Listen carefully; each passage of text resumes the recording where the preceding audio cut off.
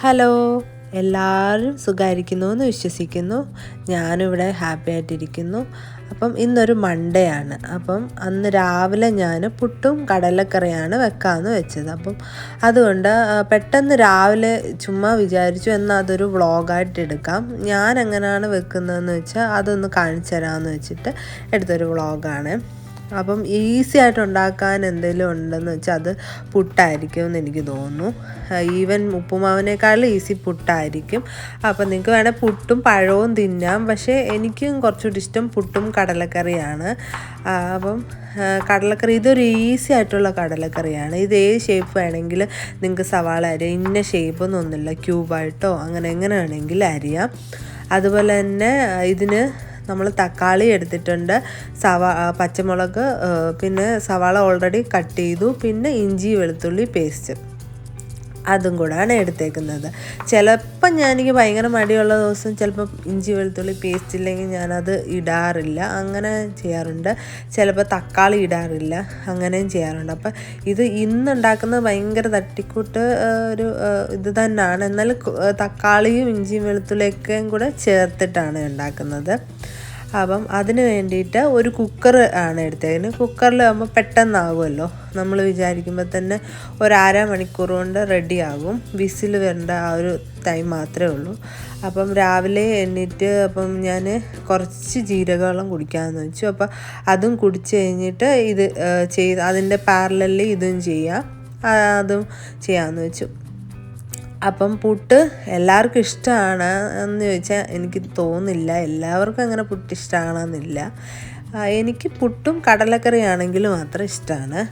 അപ്പം ആദ്യം തന്നെ വെളിച്ചെണ്ണ കുറച്ച് ഒരു സ്പൂണ് ഞാൻ ഇട്ടിട്ടുണ്ട്. അതിന് ശേഷം താളിക്കാൻ വേണ്ടിയിട്ട് നമ്മുടെ കടുകും പിന്നെ കുറച്ച് വറ്റൽമുളകും കരിവേപ്പിലയും കൂടെ ആഡ് ചെയ്തിട്ടുണ്ട്. അത് കുറച്ചുകൂടെ അത് ആഡ് ചെയ്താൽ കുറച്ചുകൂടെ നല്ലതാണ്. ചില സമയങ്ങളിൽ ഞാൻ താളിക്കൊന്നും ചെയ്യാതെ ജസ്റ്റ് എല്ലാം കുക്കറിലെല്ലാം ഇട്ടതിന് ശേഷം, അതായത് കടലയുടെ കൂടെ തന്നെ പച്ചമുളകും എല്ലാം അങ്ങനെ ചുമ്മാ ഇട്ട് അങ്ങനെ ഞാൻ വെക്കാറുണ്ട്. അപ്പോൾ ഏതായാലും എനിക്ക് ടേസ്റ്റിലൊന്നും വലിയ വ്യത്യാസം തോന്നിയില്ല. ഇത് ഞാൻ എല്ലാം ഇട്ടിട്ട് ഒന്ന് വഴറ്റിയിട്ട് ഉണ്ടാക്കാമെന്ന് വെച്ചു. അപ്പം ഞാൻ പച്ചമുളകും സവാളയും കൂടെ ഒരുമിച്ചിട്ടിട്ടുണ്ട്. പിന്നെ അതിൻ്റെ കൂടെ തന്നെ നമ്മുടെ ഇഞ്ചി വെളുത്തുള്ളി പേസ്റ്റ് കൂടി ഇട്ടിട്ടുണ്ട്.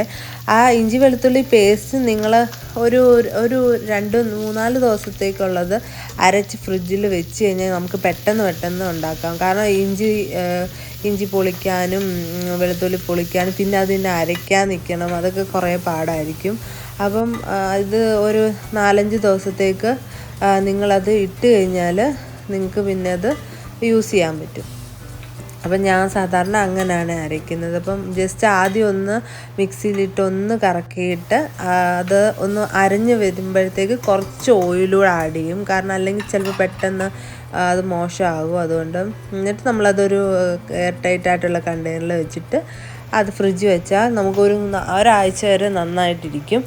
അപ്പം അതിന് ശേഷം നമ്മുടെ സവാള നല്ലവണ്ണം വഴണമെന്നൊന്നും ഇല്ല, ജസ്റ്റ് ഒന്ന് വാടിയാൽ മതി. എന്നിട്ട് മഞ്ഞൾപ്പൊടിയും മുളക് പൊടി എന്ന് പറഞ്ഞാൽ ഓൾറെഡി നമ്മൾ മുളക് ഇട്ടതുകൊണ്ട് അതിനനുസരിച്ച് ഇട്ടാൽ മതി. പിന്നെ മല്ലിപ്പൊടി, ഇത്രയും സംഭവം മാത്രമേ ചേർക്കുന്നുള്ളൂ.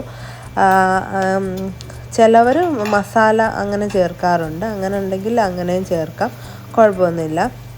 ഞാനിപ്പം മുളക് പൊടിയും മഞ്ഞൾപ്പൊടിയും മല്ലിപ്പൊടിയും മാത്രമേ ചേർത്തിട്ടുള്ളൂ. അത് നല്ല ടേസ്റ്റാണ്. അപ്പോൾ ഇത് ജസ്റ്റ് ഒന്ന് ആ ഒരു പച്ചമണം മാറുന്നിടം വരെ ഇങ്ങനെ ഒന്ന് വഴറ്റിയിട്ട് നമ്മളതിനകത്തോട്ട് നമ്മുടെ ടൊമാറ്റോയും കൂടെ ഇടണേ. അപ്പം ഇത് ജസ്റ്റ് ഒന്ന് വഴലാൻ ഇങ്ങനെ ഞാൻ നോക്കി നിൽക്കുകയായിരുന്നു, കുറച്ച് സമയം എടുക്കും. അപ്പം ഒരുപാട് ഞാൻ വഴറ്റിയില്ല, 1 മിനിറ്റ് വഴറ്റിയുള്ളൂ. അത് കഴിഞ്ഞപ്പോഴത്തേക്ക് തക്കാളി ആഡ് ചെയ്തു.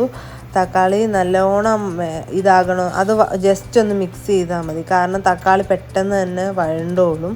അപ്പം നമ്മൾ ഇതിലോട്ട് നേരിട്ട് കടല അങ്ങ് ആഡ് ചെയ്യുക. കടല ആഡ് ചെയ്ത് ഞാൻ തലേന്ന് തന്നെ ഈ കടല വെള്ളത്തിട്ട് വെച്ചിട്ടുണ്ടായിരുന്നു. അപ്പോൾ അതും മറക്കരുത്. അത് മറന്നു കഴിഞ്ഞാൽ പിന്നെ കടലക്കറി ഉണ്ടാക്കാൻ പറ്റത്തില്ല. അപ്പം അല്ലെങ്കിൽ പിന്നെ നിങ്ങൾ ചെയ്യേണ്ടതെന്ന് വെച്ചാൽ ഞാനത് ചെയ്തിട്ടില്ല. ചൂടുവെള്ളം ഒഴിച്ച് കടലക്കറി നമ്മൾ ഒരു അരമണിക്കൂർ മുന്നേ ചൂടുവെള്ളം ഒഴിച്ച് വെച്ച് നോക്കുക. അപ്പം കുറച്ചൊക്കെ അതൊന്ന് കുതിരും. പക്ഷേ ഏറ്റവും നല്ലത് തലേന്ന് തന്നെ ഇതുപോലെ കടല വെള്ളത്തിട്ട് വെക്കുന്നതാണ്. എന്നിട്ട് ഞാൻ ഇച്ചിരി ഏറെ വെള്ളം ഒഴിക്കുന്നുണ്ട്. കാരണം എന്തെന്ന് വെച്ചാൽ ഇത് ഞാൻ കുക്ക് ചെയ്ത് കഴിഞ്ഞിട്ട് പറയാമേ. അപ്പം ഇത് കുറച്ചേറെ വെള്ളം ഒഴിക്കണം, എന്നാലേ അതെല്ലാം കഴിഞ്ഞിട്ട് നമ്മൾ അരപ്പ് പോലെ ഒരു സംഭവം ചെയ്യുന്നുണ്ട്, അത് കറക്റ്റ് ആകത്തുള്ളൂ. ഇതൊന്നും ചെയ്യാതെ ഞാൻ കടലക്കറി വെച്ചിട്ടുണ്ട്. വെറുതെ കടല ഇട്ടിട്ട് അതിനകത്ത് സവാളയും പച്ചമുളകും തക്കാളിയും പിന്നെ മസാലയും എല്ലാം ഇട്ടിട്ട് വെറുതെ ഇട്ടിട്ട്, അതായത് വഴട്ടാതെ ഇട്ടിട്ട് ഞാൻ വെച്ചിട്ടുണ്ട്. എനിക്ക് രണ്ടും ഏതാണ്ട് ഒരുപോലെയാണ് തോന്നിയത്. പക്ഷേ ഇത് ഇച്ചിരി കൂടെ ടേസ്റ്റ് ഉണ്ടാവും, അതേ ഉള്ളൂ. പിന്നെ ഉപ്പൂടെ നോക്കിയിട്ട് നിങ്ങൾ ഉപ്പ് കുറവാണെങ്കിൽ അതിനനുസരിച്ച് വെക്കുക. എന്നിട്ട് ഇത് അടച്ച് വെക്കുക. ഇതിൻ്റെ വേവെന്ന് പറയുന്നത് ആദ്യം നമ്മൾ ഹൈയിലിട്ട് വേണം കുക്കർ വെക്കാൻ. ഹൈയിലിട്ട് ഒരു വിസിൽ അടിച്ച് കഴിഞ്ഞിട്ട് ഒരു 3 വിസിലൂടെ അടുപ്പിക്കണം. ചിലപ്പോൾ വെള്ളക്കടലയാണെങ്കിൽ അതിൻ്റെ വേവ് ചിലപ്പം കുറച്ചുകൂടെ കുറവായിരിക്കും. ഇത് കറുത്ത കടല ആയതുകൊണ്ട് അതിന് വേവ് ഇച്ചിരി കൂടുതലായിരിക്കും. അപ്പോൾ അടുത്തതായിട്ട് ഞാനാണെങ്കിൽ പുട്ട് ഉണ്ടാക്കാമെന്ന് വെച്ചു. അപ്പം പുട്ടിന് പുട്ടുപൊടി എടുത്തു. പക്ഷേ ആ പുട്ടുപൊടി തികയത്തില്ലെന്ന് എനിക്ക് മനസ്സിലായി. അപ്പം കുറച്ചുകൂടെ പുട്ടുപൊടി എടുക്കാനായിരുന്നു. പക്ഷേ ഇത് ഞാൻ ചെമ്പാട പുട്ടുപൊടിയാണ് എടുത്തേക്കുന്നത്. ഞാൻ ചിലപ്പോൾ രണ്ടും മിക്സ് ചെയ്ത് ഇടാറുണ്ട്. എല്ലാവരും ഇടുമോ എന്നറിയത്തില്ല. ഞാൻ വൈറ്റ് പുട്ടുപൊടിയും പിന്നെ ചെമ്പാട പുട്ടുപൊടിയും കൂടെ മിക്സ് ചെയ്താണ് ഇട്ടേക്കുന്നത്. പിന്നെ അതിന് വേണ്ട കുറച്ച് ഉപ്പൂടെ ഇട്ടിട്ടുണ്ട്. അത് ഉപ്പ് ഒരുപാടാകാതെ നോക്കണം, അതിനാവശ്യമുള്ള ഉപ്പ് മാത്രമേ ആകാവൂ. അപ്പം അത് ജസ്റ്റ് ഒന്ന് മിക്സ് ചെയ്ത് വെക്കുക. അതിന് മാത്രമേ നമ്മൾ വെള്ളം ഒഴിക്കാൻ പാടുള്ളൂ. അല്ലാതെ ഉപ്പ് ഇട്ടിട്ട് പെട്ടെന്ന് വെള്ളം ഒഴിക്കരുത്. അപ്പം കുറച്ച് വെള്ളം ഒഴിക്കുമ്പോൾ തന്നെ ഇത് ഈ ഒരു പരുവാകും. നമ്മളതിങ്ങനെ ഞെരടി നോക്കുമ്പോൾ ഷേപ്പ് വരണം. ആ ഒരു പരുവാകുമ്പോൾ കറക്റ്റാണ് ആക്ച്വലി. പക്ഷെ അപ്പം തന്നെ നമ്മളത് ചെയ്യരുത്. ഞാൻ എന്താ ചെയ്യുന്നത് വെച്ചാൽ ജസ്റ്റ് ഇങ്ങനെ ഒന്ന് തളിച്ചിട്ട് ഇത് ഇങ്ങനെ അമക്കി വെക്കും. കുറച്ചേറെ വെള്ളം. കാരണം എന്താണെന്ന് വെച്ചാൽ ഇത് ഇരിക്കും തോറും ഇതിനകത്ത് നിന്ന് വെള്ളം ഇങ്ങനെ പിടിക്കും. അതുകൊണ്ട് കുറച്ചേറെ വെള്ളം ഒഴിച്ചിട്ട് ഞാനിങ്ങനെ കുറച്ച് നേരം ഇങ്ങനെ അമക്കി അങ്ങനെ വെക്കും. അതുകൊണ്ടാണ് ഇവരിങ്ങനെ പറയാറുണ്ട്, ഈ നമ്മുടെ പുട്ടുപൊടിയുടെ ബാക്കിൽ നമ്മൾ ഒരു ഗ്ലാസ് പുട്ടിന് 1 ഗ്ലാസ് വെള്ളം എന്ന് ഞാൻ കണ്ടിട്ടുണ്ട്. പക്ഷേ എനിക്കത് പ്രാക്ടിക്കലായിട്ട് തോന്നിയിട്ടില്ല. അപ്പോഴത്തേക്ക് കടലക്കറി റെഡി ആയിട്ടുണ്ട്. ഇനിയിപ്പം കടലക്കറി അപ്പം വെള്ളം പോലെ ആയിരിക്കും ഇരിക്കുന്നത്. അപ്പം അതിന് നമ്മൾ കുറുക്കാനായിട്ട് എന്താ ചെയ്യുന്നതെന്ന് വെച്ചാൽ ഇതിനകത്തുനിന്ന് നമ്മൾ കടല ഇങ്ങനെ കടല മാത്രം, പച്ചമുളകും സവാളയൊന്നും എടുക്കാതിരിക്കാൻ നല്ലത്. കടല മാത്രം മാറ്റിയിട്ട് എടുക്കുക. നല്ല ചൂടാണെങ്കിൽ കുറച്ച് തിളപ്പിച്ചാറ്റിയ വെള്ളമോ അല്ലെങ്കിൽ കുറച്ച് നല്ല വെള്ളം, അതായത് പച്ചവെള്ളവും കൂടെ ഒന്ന് ഇച്ചിരി മിക്സാക്കി, അല്ലാതെ നേരിട്ട് ഇത്രയും ചൂടുള്ള കടല അരയ്ക്കാതിരിക്കുകയാണ് നല്ലത്. അല്ല മിക്സി കേടാകാൻ സാധ്യതയുണ്ട്. അപ്പം അതുകൂടി ഇട്ടിട്ട് നന്നായിട്ട് മിക്സാക്കിയിട്ട് ഇതിനകത്ത് ഇട്ടിട്ട് നല്ലോണം ഇളക്കിയാൽ നല്ല അടിപൊളിയായിട്ടുള്ള കടലക്കറി കിട്ടും. നല്ല സാധാരണ ഉണ്ടാക്കുന്ന കടലക്കറി പോലെ തന്നെ ആയിട്ടിരിക്കും.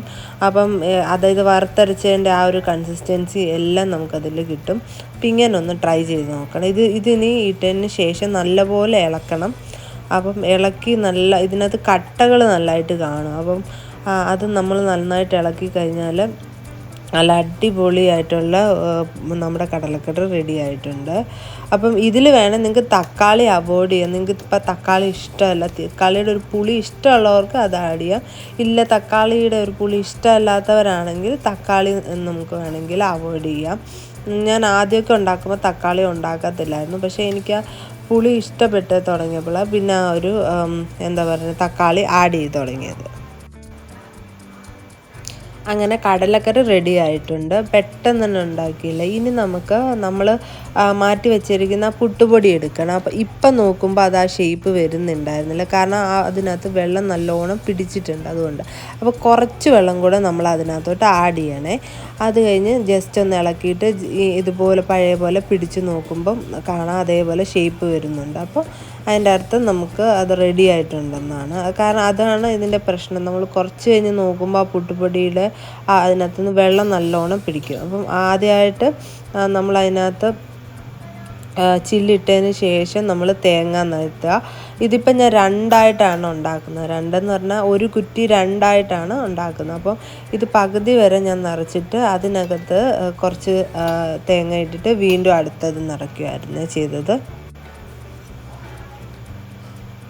അപ്പം അത് റെഡിയായി. ഇനി നമുക്ക് അതേ നമ്മൾ ഈ ഒരു കുക്കറിൽ തന്നെ ഉണ്ടാക്കുന്നത്. അപ്പോൾ അതിനകത്ത് വെള്ളം നിറച്ചിട്ട് കുക്കറിൻ്റെ ആ ഒരു ഇതിലാണ് ചെയ്യുന്നത്. അതുകൊണ്ട് തന്നെ ഞാൻ ഇതിനകത്ത് ഏത്തപ്പഴം പുഴുങ്ങാനിട്ട്. ഏത്തപ്പഴം ആവിയിൽ പുഴുങ്ങുന്നതാണ് നല്ലത്. പക്ഷേ ഇവിടെ ഓൾറെഡി ഞാൻ അതിനകത്ത് എന്തായാലും വെള്ളം ഇട്ടിരുന്നതുകൊണ്ട് അതിനകത്തോട്ട് തന്നെ ഏത്തപ്പഴം പുഴുങ്ങാനായിട്ട് ഇട്ടു. ഇനി നമ്മൾ പെട്ടെന്ന് തന്നെ എടുത്ത് ഇത് വെക്കരുത്. അതായത് പുട്ടിൻ്റെ കുറ്റി ഒരു 2 മിനിറ്റ് വെയിറ്റ് ചെയ്യണം. അതിനകത്ത് ആവി നല്ലതായിട്ട് വരാൻ തുടങ്ങണം. എന്നിട്ട് മാത്രമേ അതിനകത്തോട്ട് കുറ്റി വെക്കാൻ പാടുള്ളൂ. അല്ലെങ്കിൽ എന്താ പറ്റുന്നതെന്ന് വെച്ചാൽ ചിലപ്പോൾ ബ്ലോക്ക് ആകും.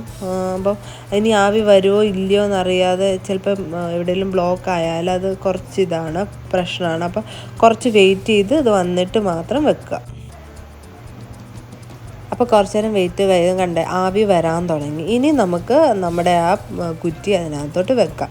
അപ്പം ഇനിയും നമ്മൾ ശ്രദ്ധിക്കേണ്ടതെന്ന് വെച്ചാൽ ഹൈ ഫ്ലെയിമിലിട്ട് ഗ്യാസ് വെക്കണം. കാരണം എന്താണെന്ന് വെച്ചാൽ ഈ നമ്മൾ സ്ലോയിലിട്ടാൽ ഭയങ്കര പെതുക്കെ ആയിരിക്കും താഴേന്ന് മുകളിൽ വരെ ആവി വരിക. അപ്പോൾ ജസ്റ്റ് നമ്മൾ ഹൈ ഫ്ലെയിമിലിട്ട് ആ പുട്ടുകുറ്റിയുടെ മേലിൽ കൂടെ ആവി കണ്ടതിന് ശേഷം നമ്മൾ കുറച്ച് വെക്കുക.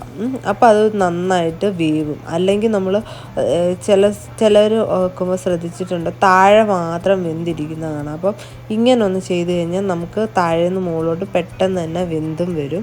അതായത് ആ ഒരു ആവി പോകാനുള്ള ഒരു ഇത് നമ്മൾ ഉണ്ടാക്കി കൊടുക്കും, ഒരു വഴി. അപ്പം ഇതൊരു 5 മിനിറ്റ് വെച്ചാൽ മതി. അതെങ്ങനെ അറിയുന്നതെന്ന് വെച്ചാൽ ഇത് തുറന്ന് നോക്കുമ്പോൾ ഇതിൻ്റെ സൈഡിലെല്ലാം ഒരു വെള്ളമയം വന്നിട്ടുണ്ടാവും. അതായത് അതെല്ലാം വെന്തിട്ടുണ്ടെന്ന്. അപ്പം നമുക്ക് നമ്മുടെ കാസറോൾ ഏതാണെന്ന് വെച്ചാൽ നമുക്ക് മാറ്റാം. അത്രേ ഉള്ളൂ. ഭയങ്കര ഈസി ആയിട്ട് ഞാനിപ്പം പുട്ടും ഉണ്ടാക്കി, കടലക്കറിയും ഉണ്ടാക്കി. അപ്പം നിങ്ങൾ ബാച്ചിലേഴ്സാണ്, നിങ്ങൾക്ക് സമയമില്ല രാവിലെ അങ്ങനെയൊക്കെ ഉള്ളവരാണെങ്കിൽ ഇങ്ങനെ ഒന്ന് ട്രൈ ചെയ്ത് നോക്കണം. ഭയങ്കര ഈസി ആയിട്ട് ഉണ്ടാക്കുന്ന ഒരു റെസിപ്പിയായിരുന്നു ഈ കടലക്കറിയും അതുപോലെ പുട്ടും എല്ലാം. പിന്നെ നിങ്ങൾ ചോദിക്കും കടലക്കറി ഉണ്ടല്ലോ പിന്നെ എന്തിനാണ് ഈ ഏത്തപ്പഴം പുഴുങ്ങുന്നതെന്ന് വെച്ചാൽ ഇവിടെ എൻ്റെ ഹസ്ബൻഡിനാണെങ്കിൽ പഴം മാത്രം മതി കഴിക്കാൻ. പക്ഷേങ്കിൽ മോൾക്ക് കടലക്കറി ഉണ്ടെങ്കിലേ കഴിക്കത്തുള്ളൂ. അപ്പം അതുകൊണ്ട് ഞാൻ അത് രണ്ടും കൂടെ ഉണ്ടാക്കിയെന്നേ ഉള്ളൂ. അപ്പോൾ എല്ലാവർക്കും ഈ ഒരു വീഡിയോ ഇഷ്ടമായെന്ന് കരുതുന്നു. അപ്പോൾ എല്ലാവരും ഇപ്പം കടലക്കറി ഉണ്ടാക്കാൻ അറിയാത്തവരാണെങ്കിൽ ഇങ്ങനെ ഒന്ന് ട്രൈ ചെയ്ത് നോക്കും. ഭയങ്കര ഈസി ആയിട്ട് ഉണ്ടാക്കാൻ പറ്റും, നല്ല ടേസ്റ്റി ആയിരിക്കും. അപ്പം എല്ലാവരും ഒന്ന് ട്രൈ ചെയ്ത് നോക്കണേ. Thank you.